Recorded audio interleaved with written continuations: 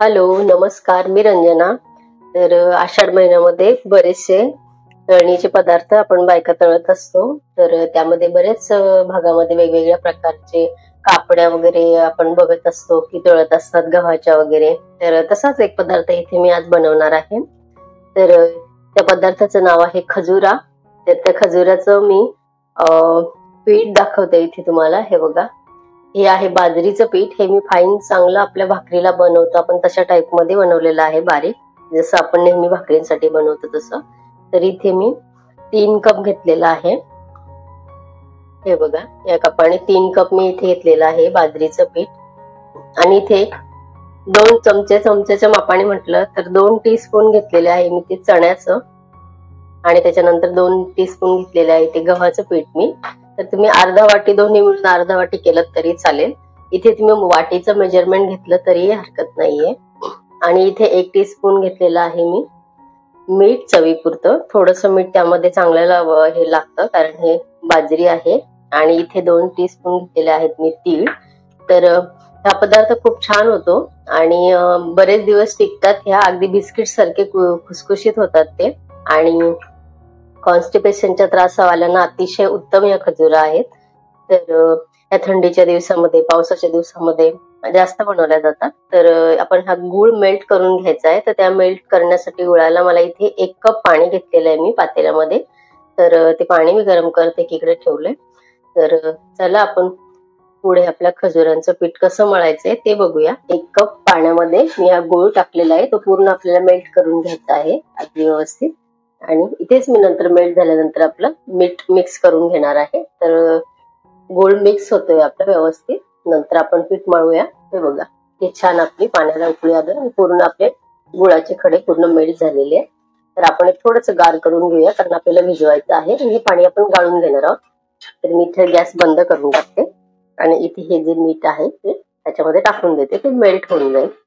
आणि नंतर आपण गार झाल्यानंतर पीठ मळणार आहोत। इथे मी सर्व पीठ हे आपले याच्यामध्ये टाकलं। सर्व मीन्स एक आपलं ह्याचं बाजरीचं पीठ 3 कप जे घेतलं होतं आपण ते, आणि 2-2 चमचे आपलं, 2 चमचे गव्हाचं आणि 2 चमचे आपलं चण्याचं पीठ आहे याच्यामध्ये। आणि त्याच्यात तीळ मिक्स केलेले आहे मी।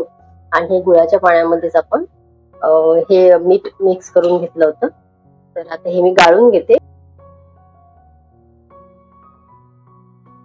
आणि या व्यतिरिक्त जर आपल्याला पाणी लागत असेल तर आपण आपलं नेहमीप्रमाणे पाणी वापरणार आहोत। आणि गुळाचं पाणी जास्त नाही करायचंय कारण मग आपल्याला पीठ वाढवावं लागेल। होणार काही नाही, तुमचा पदार्थ जास्त होऊ शकतो। आणि गुळाचं प्रमाण तुम्ही तुमच्या आवडीप्रमाणे घेऊ शकता, तुमच्या घरात कसं गोड खातात त्यावर आहे।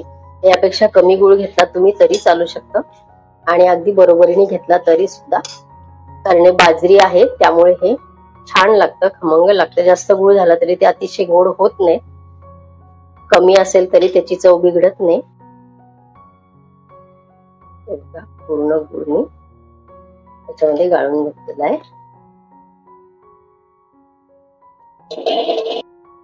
बघा, संपूर्ण गुळ मी ह्यामध्ये गाळून घेतलेला आहे। अजून मी हात लावलेलाच नाहीये, इथे चमच्यानेच मी पूर्ण मिक्स करून घेते कारण आपलं बाजरीचं पीठ आहे, थोड्या वेळाने ते अजून पूर्ण पाणी ऍब्झॉर्ब केल्यानंतर व्यवस्थित होणार आहे। त्यानंतर आपल्याला आपोआप कळतं की ह्याच्यामध्ये आपल्याला पाणी टाकायची गरज आहे की नाही आहे। या मापाप्रमाणे केलं, पाणी टाकायची गरज पडतच नाही दुसरं, तरी सुद्धा थोडंफार लागू शकतं एखाद्या वेळेला, किंवा तर तुम्ही ते कमी जास्त करू शकता। जास्त झालं तर थोडंसं पीठ ऍड करा कुठलंही। तर हे बघा, आता 1-2 मिनिटं मी असंच ठेवणार आहे कारण हे पूर्ण पाणी आहे नाही ते पूर्ण ही कणी आपली चप करून घेणार आहे। थोड्या वेळाने आपण याचा गोळा बनवणार आहोत। तर हे बघा, थोडंसं तेल लावले मी हाताला, अगदी चिकट असतं पीठ आपलं म्हणून ते। आणि फक्त मगाशी मी चमच्यानेच मिक्स करून घेतले ना, आता फक्त मी इथे काहीही मला पाणी लागलेलं नाहीये अजिबात। मी लागलं थोडंसं तर नक्की घ्या हात जरासा, पण लागत नाही।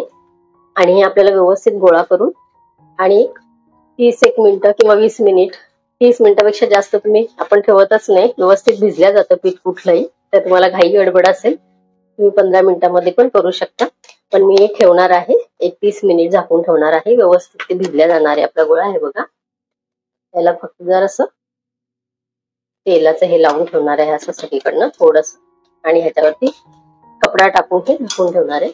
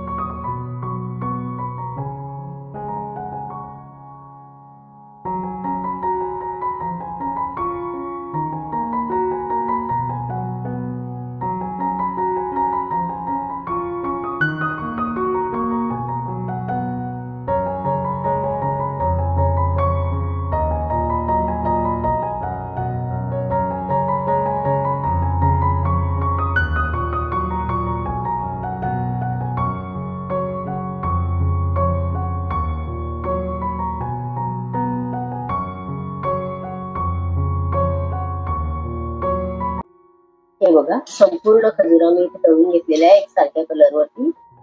5 पोळ्या माझ्या पूर्ण मोठ्याला तयार झाल्या त्या, त्यातून ह्या भरपूर साऱ्या माझ्या खजुरा तयार झालेल्या आहेत. आणि 400 ग्राम मी तेल टाकलं होतं इथे. तर हे बघा ज्याला अजिबात जास्त तेल लागत नाही त्यामुळे बिनधास्त खा. आणि एकही याच्यामध्ये फुटलेली नाहीये, त्यामुळे हे बघा इथे संपूर्ण तेल क्लीन आहे माझं. तर इथे आपल्या संपूर्ण खजुरा अगदी छान कलरवरती सारख्या कलरवरती इथे तयार करून घेतलेले आहे. तर हे बघा इथे 3 कप आपलं याचं बाजरीचं पीठ होतं आणि 2-2 चमचे आपलं गव्हाचं आणि चण्याचं पीठ होतं. तर इथे आणि 1 वाटी गूळ. तर हे बघा 1 किलोपेक्षा जास्त इथे खजुरा तयार झालेला आहे. फक्त 1 वाटी तेल लागलेलं आहे. मी 400 ग्राम तेल टाकलं होतं, तर फक्त 1 वाटी संपलेलं आहे. आणि या आवाजावरून तुम्ही बघू शकता की किती एकदम खुसखुशीत झालेले आहे. अगदी तुम्हाला हा एवढा खुसखुशीत नको असतील तर तुम्ही थोडासा कलर कमी आणून त्या आधीच्या स्टेजला ह्या काढून घेऊ शकता. अतिशय चांगला पदार्थ आहे हा. तर नक्की ट्राय करा. इथे संपूर्ण खजुरा माझ्या तळून आणि इथे मी तुम्हाला दाखवलेलं आहे की किती क्वांटिटी मध्ये या तयार होतात ते. तर नक्की ट्राय करा, करून बघा, खाऊन बघा. आपण बिस्किट बऱ्यापैकी नेहमी खात असतो, एकदा हा खजुरा ट्राय करा. कारण आषाढ महिन्यामध्ये बरेचशा ठिकाणी आपण घरी कापण्या केल्या जातात गव्हाच्या पिठाच्या वगैरे. बाजरीच्या पिठाचा एकदा ट्राय करा, अतिशय छान लागणारा पदार्थ आहे हा. आणि मी मगाशी बोलले की कॉन्स्टिपेशनचा त्रास असणाऱ्यांसाठी अतिशय उत्तम औषध आहे, घरगुती अगदी. तर नक्की ट्राय करा. मुलांसाठी आपल्यासाठी अतिशय छान पदार्थ आहे हा. सर्दी वगैरे झालेली असेल तर त्याला सर्दी कमी करण्यासाठी ह्याची खूप जास्त मदत होती, कारण बाजरी हा पदार्थ गरम आहे. नक्की ट्राय करा. आणि आजची रेसिपी तुम्हाला आवडली असेल तर लाईक करा, होम कुक रंजना चॅनलला सबस्क्राईब करा आणि बेल आयकॉन दाबायला विसरू नका.